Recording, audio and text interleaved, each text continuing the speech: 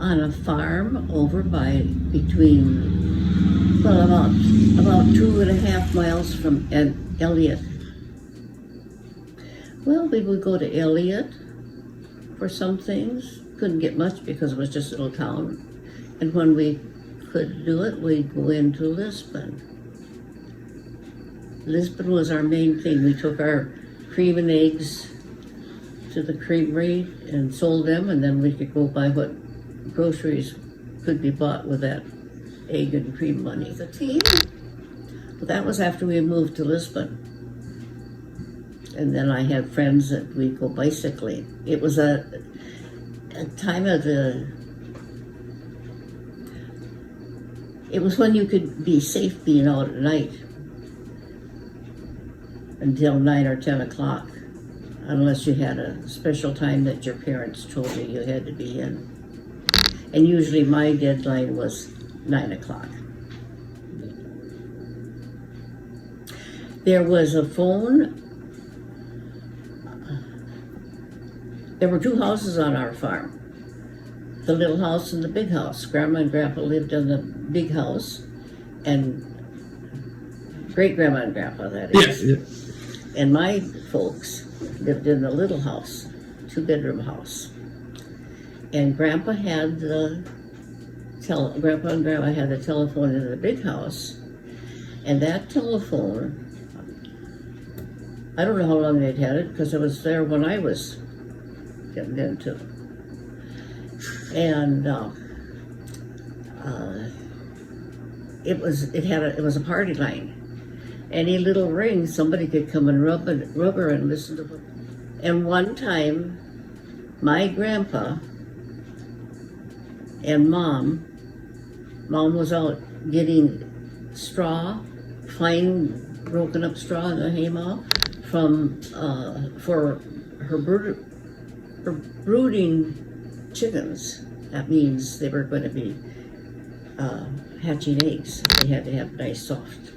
So she was up in the haymow, and she fell through the hole that was used for putting straw down or hay down for the cattle, and hung by one leg.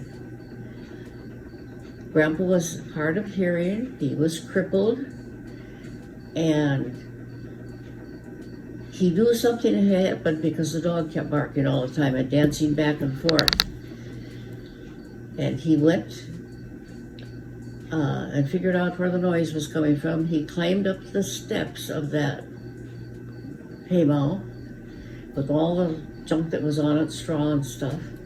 And he found Mom, and found out what had happened, and he went down the steps again, went up to the house, and rang and rang and rang until he could hear receivers coming up. And he said, "Alice is hurt. I need help." That's how those telephones worked. We had running water, cold water from the well that had been dug, and we had it in the porch where we separated our milk and cream, and we had the running water. We had water in the kitchen, and we had a water heater connected to the faucet that would heat water that was being stored in a reservoir on the stove. And that was how we had our hot water. And on wash day, when Mom would go to wash clothes, she had a big copper pot.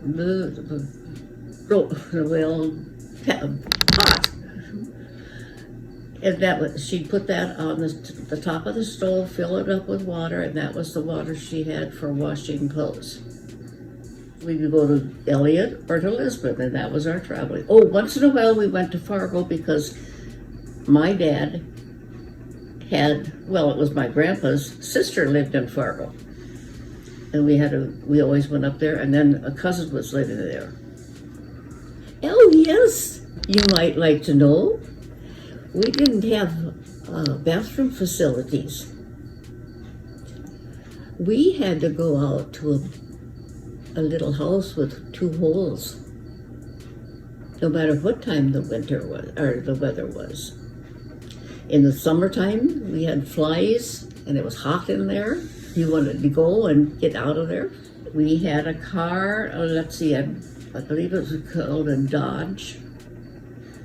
And I wish I had the pictures to show you. You should have told me what to have.